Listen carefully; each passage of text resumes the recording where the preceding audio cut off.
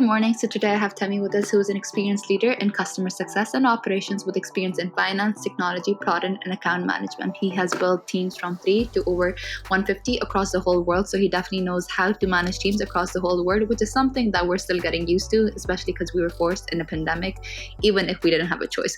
So let's welcome Temy on 10 Minutes of Hiding Wisdom, where he will tell us about what it takes to be a successful leader, how it is like to run a company, and what he has learned along the way. Hi, Temy. How are you doing? Hi, Manal. Great to meet you. Thank you so much for joining us, Temy. So can you tell us about your company, Temy, how it is like to being a CEO, and what is your day-to-day routine like? Yeah, no, absolutely. Nice to meet you. I'm currently the CEO of Reachdesk. I'm based in New York, but as you mentioned, we're a global company. I've been growing tech companies for the last 15 years. Was successful enough to expand startups at IAC, Yext, and Electric. Currently, a lot of what I do is making sure that we stay aligned as a company, making sure that we focus on goals and that we focus on our top initiatives. And for us, it's really about focusing on the customer and the customer experience, and making sure that all teams are kind of aligned around that. Okay, and you manage a team of a global, like all over the world. What does it take, according to you, to make a global team successful? Because I think there's a lot of like different time zones, different cultures. So how do you find that common synergy between people in different regions to make sure that they come up with the most productive work wherever they are? Yeah, no, absolutely. And I've been doing this for a while. I think the first thing it starts with is sensitivity. You mentioned the sensitivity to time zone. You have to have sensitivity to time zone, sensitivity to culture, sensitivity to the fact that some people will not have as much visibility as you have. And so you really have to do that extra effort to make sure that you're doing that. And so one thing we do is town halls every single week. It was originally monthly. We moved it to weekly because people need to know what's going on around the rest of the company. You also have to make an extra effort to make sure that the teams know each other. And so we're launching initiatives so that teams have ability to kind of chat with each other and meet with each other, work together on projects, but also work to, connect socially. And so it just takes a lot more effort, it takes a lot more planning. And it takes, being humble. You don't want to believe that the way that you're doing it is the right way to do it. I'm lucky enough that I have strong leaders in every region that kind of can represent the region and also tell me if we're not doing something that's sensitive. Okay, that as in like I can definitely see why people would like working under you, because I think if a CEO understands how sensitive time zones are, how sensitive cultures are, people would love to work on that because they feel like they're visible. Because I think if a team is global, you don't get to have that face-to-face interaction. So I think being visible, having that humanly connection, especially if you have those weekly calls, would definitely be useful. So I'm glad to see leaders like you still exist. So thank you for sharing that, Temy.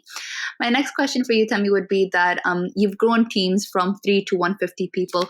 According to you, what were some of the challenges that you faced when finding the right talent? Because these days everyone's hiring. So how do you attract the right talent towards your company? Yeah, no, absolutely. And actually, Reachdesk is over 200 people now. So we're growing rapidly. I have to update my profile, but no, I think we want to make sure we basically look at background and the three things that we want to test for. We want to test that people know how to do the job. So we really look at the background. We look at the experience. One thing about people who invest in companies, you invest in companies where you've seen success before. We do the same thing with people. We look at investing in people where we've seen success before. It doesn't mean that you have to be within that role, but that we look for some sort of marker of someone who's been standout. Whether if you were on a sports team, were you the captain or did you win awards? If you were in a company, did you get some recognition? If you were part of a company, that company reached some sort of success. So we look for success, and that's basically, can you do the role? Then what we want to see is will you do the role? And I think that's probably the most important thing, which is understanding what's the passion behind the individual. I don't want to make someone do a job that they're not passionate about. And if someone's never done a job before, but they're really passionate about it, I will often take that bet. I believe that if you are doing what you like doing, you're going to be good at it. And that if you force yourself to do something that you think you should be doing, but it's not really where your passion is, you won't ultimately be as successful. So the second thing is will you do it? And then the last part is fit. And so we spend a lot of time having people meet with multiple people in the company. We implement a presentation, which we find is really helpful, kind of an exercise, just to really get the person to expose themselves a little bit more. And looking for fit and kind of tying in our culture. And to be very clear, that culture doesn't mean that you're like everyone else at the company. In fact, we like diversity among our employees. But what we want to make sure is that you have the same ethos for what matters to us. And so we spend a lot of time on the values, and we want to make sure that the people we hire resonate with those values. And so, we're focusing on delivering happiness. We're focusing on winning as a team. We're focused on thinking big, learning fast, and getting stuff done. And then we're focusing on treating people like people, which is really kind of paramount in our company and in our culture. That's wonderful. It sounds like a holistic process where you have identified the important factors to you and your company and what people would bring. So I can definitely see if anyone joins your company, they'd be a right fit. And then essentially they thrive in your environment because you've done the research, you've made sure that the person would be a right fit, as well as the company would be a right fit for the person. So that sounds wonderful. My last question for you, Temy, would be, it's not just the hiring. sorry, go ahead. It's not just the hiring, but I think the onboarding is paramount. I think you can hire great people and you can still not be successful if you don't do the onboarding right. And you can hire people who have no experience and do very well if you have the right onboarding. So we put a big emphasis on onboarding, getting that right, and continuing to refine that. And can you maybe specify regarding how your onboarding goes and everything, so that people, if they're willing to apply and everything, they get excited because it sounds wonderful?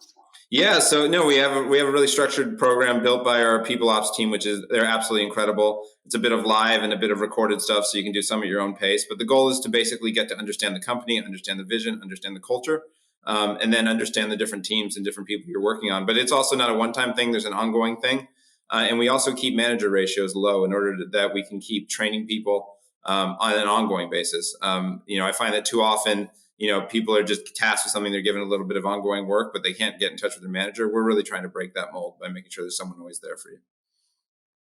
Okay, wow. I think the hierarchy that usually exists, a lot of people don't have the visibility towards the CEO and everything. So I think there's this level of distrust, there's this level of miscommunication. So I think breaking that level of hierarchy would definitely allow people to communicate, be able to be open and trustful towards each other, which is something that's very important, because at the end of the day, you want to go to work because you realize that you're part of a family. And I think that just makes me excited to be going to work as well, because I know that I'm contributing to something that's bigger than me. So thank you for sharing that, Temy. My last question for you, Temy, would be, is your company hiring? What kind of positions are open, and what kind of skills are you looking for in those specific people, so that people know what to and where to apply to? Yeah, we are hiring. We continue to, the company is continuing to grow rapidly. We're hiring all over the globe. Our biggest hubs are in London, Portugal, and New York. And we're hiring across sales, customer teams, product teams, engineering, and professional services data. If you want more information, you should go to reachdesk.com and check out our careers page. Okay, perfect. Thank you so much for coming on the show, Temy. It was an absolute pleasure learning about you, your experience, and how wonderful as a leader and a CEO you are. I wish Reachdesk all the best, and I hope it continues to grow and find amazing people. And I hope you have a great rest of your weekend. That is all for today. Great to meet you. Thank you for your time. Okay.